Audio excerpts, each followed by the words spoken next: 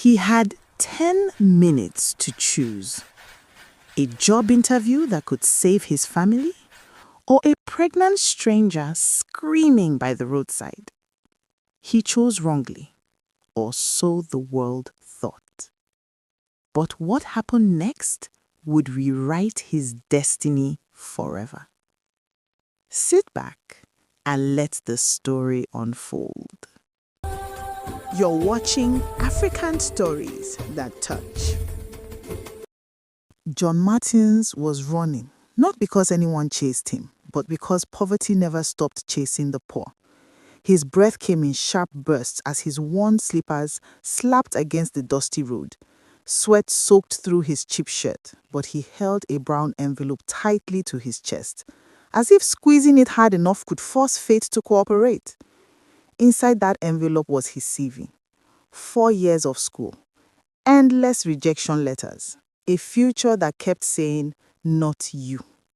At 25, John was already many things: a graduate, a husband, a father. But above all, he was unemployed. Every morning, his wife Sarah looked at him with tired eyes. Not hateful, just exhausted from hoping. Every night, their 9-month-old baby cried, sometimes from hunger, sometimes from sickness, sometimes from both. This interview wasn't just ambition. It was food, rent, respect, and survival. Miss it, and his family might not survive another month. Just as John reached the main road, a desperate voice shattered his thoughts. "Please, young man!" He froze.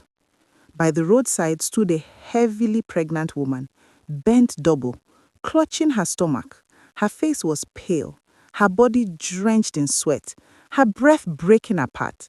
"I think the baby is coming," she cried. John's heart slammed violently in his chest. He checked his watch. Time was already slipping through his fingers. 10 minutes late meant disqualification. No explanation, no mercy. "God, not today," he whispered. "Not on the day my family needs me the most." He took a step back. "Madam, please," he said, voice trembling. "I have an interview. My family is suffering. This is our only hope." The woman reached out weakly and grabbed his arm. Her fingers trembled like dying leaves. "If you leave me," she sobbed, "I might die. My baby might die." Cars rushed past. People stared. Some slowed down, but none stopped. The road felt cold, like a place where compassion came to die. John looked around helplessly, then lifted his eyes to the sky like a man asking heaven for permission to ruin his own life. After a long, crushing moment, he nodded. "Okay," he whispered. That single word cost him everything. He flagged down a taxi, helped her inside, and gave the driver the hospital address. As the car sped away, John stared out the window, watching his future dissolve with every passing second. Still, somewhere deep in him, a quiet voice insisted, "You are doing the right thing, even if it destroys you." At the hospital, nurses rushed the woman away. John paced the corridor like a condemned man. Minutes stretched into hours. Finally, a doctor emerged. "She made it," he said. "If she arrived any later, we would have lost both mother and child." John's knees buckled. Relief flooded him. Then reality struck like a hammer. He checked his phone. The interview time had passed. The last bus was gone. The opportunity that could have saved his family was dead. When the woman later thanked him and asked for his CV, promising to call if anything came up, John nodded politely. Deep down, he knew. Kind words don't pay rent. That evening, the house felt heavier than usual, as if the walls themselves were tired of watching them suffer. Sarah sat on the edge of the bed, staring at nothing. John placed the brown envelope on the small table and swallowed hard. "I'm sorry," he said softly. She stood up suddenly, her chest scraping the floor. Her eyes were red, not from crying, but from holding it back for too long. "Do you know what you've done?" she shouted, her voice breaking the fragile quiet of the room. "Do you know what you've thrown away? Her hand shook as she pointed at the sleeping baby. That job was our only hope, John. Our baby is suffering, suffering. John stepped closer, his heart pounding. Please, listen to me, he pleaded. There was a woman on the road. She was in labor. If I had left her... Enough, Sarah screamed. I am tired of stories. I am tired of prayers that don't get answered. I am tired of hoping. Tears finally spilled down her cheeks. Hope doesn't feed a child. John's voice dropped to a whisper. I saved her life, Sarah. Her baby would have died. And what about our baby? Snapped back Sarah. Who is saving us? The baby stirred, letting out a weak cry. John rushed to pick the child up, rocking gently. I promise, he said desperately. I'll find something, any job. I won't let us starve. Sarah laughed bitterly. You've been saying that for months. That night, hunger slept beside them like an unwanted guest. The baby cried. The room was cold. No one spoke again. In the early hours of the morning, John woke up to a silence that frightened him more than shouting ever could. The baby was still asleep. Sarah's side of the bed was empty. John sat up slowly, his heart sinking. He noticed the wardrobe door was open. Half of Sarah's clothes were gone. Her slippers were missing. Even her small bag, the one she used for church, was nowhere to be found. Sarah, he called, his voice cracking. No answer. Panic flooded him. He rushed outside barefoot. Sarah was already at the roadside, dragging a small, worn-out bag behind her. Sarah!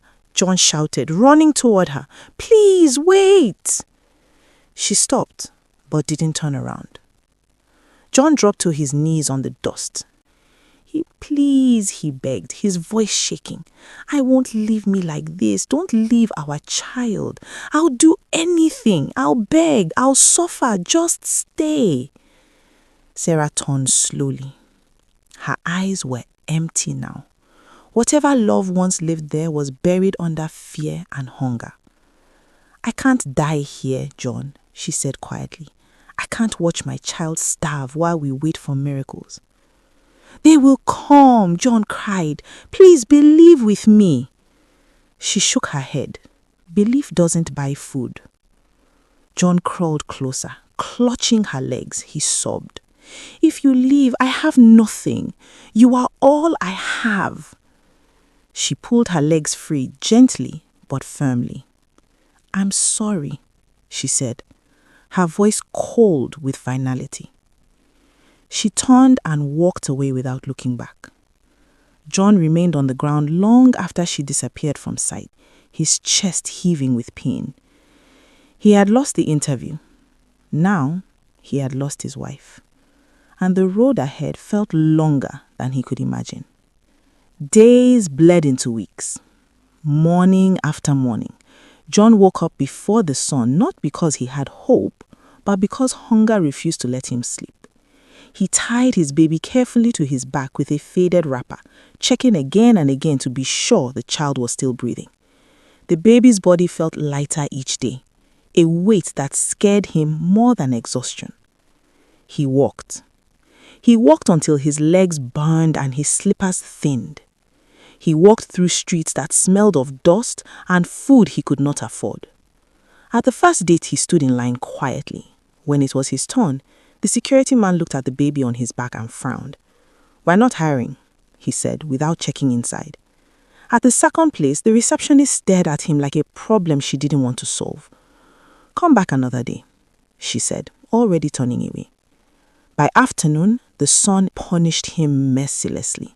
Sweat ran down his spine, soaking the cloth that held his child. At a small shop, the owner laughed openly. Isn't work you came for or daycare? John lowered his eyes and walked away. Each rejection chipped away at him, not loudly, but slowly, like water wearing down stone. By evening, the baby began to cry. A thin, weak sound. John checked the small bottle he carried. Empty. His steps slowed, his shoulders sagged, his pride, once tall, finally bent. He stopped at a busy junction and stood there, unsure. People passed him like wind. He watched others eat meat pies, drink cold water, laugh into their phones. Finally, he stretched out his hand. "Please," he said quietly, "my baby hasn't eaten." The words tasted bitter in his mouth. Some people dropped money without looking at him. Some told him to get a job. One woman clicked her tongue and muttered, "Lazy man." John said nothing. When night came, he found a corner beside a closed shop. He sat on the bare ground, rubbing his baby's back gently until the crying softened into weak whimpers. He counted the money in his palm, barely enough for milk. He bought the milk anyway. That night, as the baby drank slowly, John watched in silence, his eyes burning with tears he refused to release. When the child finally slept, John wrapped him tightly against his chest, shielding him from the cold. "I'm sorry," he whispered. "Hold on just a little longer." The city slept. Hunger stayed awake. And in the darkness, with his child breathing softly against him, John closed his eyes and spoke to no one in particular. "At least one life was saved," he whispered. The words were all he had left, and somehow they were enough to keep him standing the next morning. One scorching afternoon, as John sat by the roadside begging, a black luxury car slowed down. Inside sat the woman he had saved, healthy, glowing, beside her well-dressed husband. The moment she saw John, her scream pierced the air. "Stop the car!" The driver obeyed instantly. She jumped out and ran toward him. "That's him!" she cried. "That's the man who saved my life!" Her husband stared at John in shock. His torn clothes, tired eyes, baby strapped to his back. Without hesitation, he invited John into the car. They drove to a quiet, elegant restaurant. Over lunch, John told them everything. The interview, his wife leaving, the streets, the hunger. The man listened silently, his eyes filled with emotion. Finally, the man spoke. "Young man," he said gently, "my wife is alive because of you. Money can't repay that." He offered John a managerial position in his company, accommodation, a car, stability. John broke down, holding his baby tightly as tears streamed down his face. That day, everything changed. John moved into a comfortable home. His baby slept peacefully for the first time in months. John worked with humility and gratitude. His name meant something again. When Sarah heard of John's new life, she returned. She cried, she begged, she apologized. John listened calmly. His heart carried no bitterness. "I forgive you," he said softly, "but I can't take you back. Love shouldn't disappear when life becomes hard. You are free to come visit your child anytime, but you have no place in my heart anymore." Sarah left, carrying a lesson she had learned too late. John rose steadily.